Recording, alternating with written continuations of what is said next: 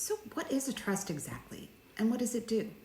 There are lots of kinds of trust actually, but the kind we talk about usually for estate planning purposes is what's called a revocable living trust.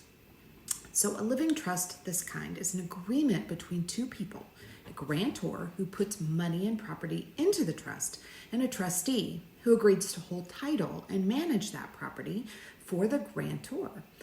And they're doing this for the benefit of a beneficiary, the person or persons who will get the benefits of whatever is in the trust. When you're alive, you are all three of these people, and it's totally revocable.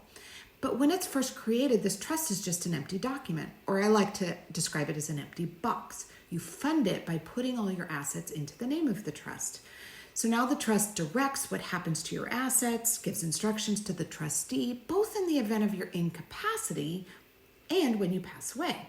So it's super flexible. It's especially helpful if you're leaving money to children who may be under 18 when you pass away, because you can specify in your trust the ages you want them to receive the money. Whereas if you had no plan at all, they would get it all outright at 18 to do whatever they want to with it.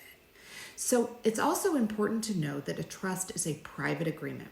It's a private document. It does not go through probate court like a will does.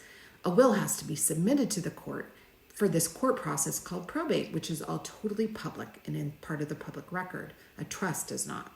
So those are just the basics. If you want to know more, or if you've got any questions, please schedule a 15-minute free consult call with me on my website at amytheattorney.com.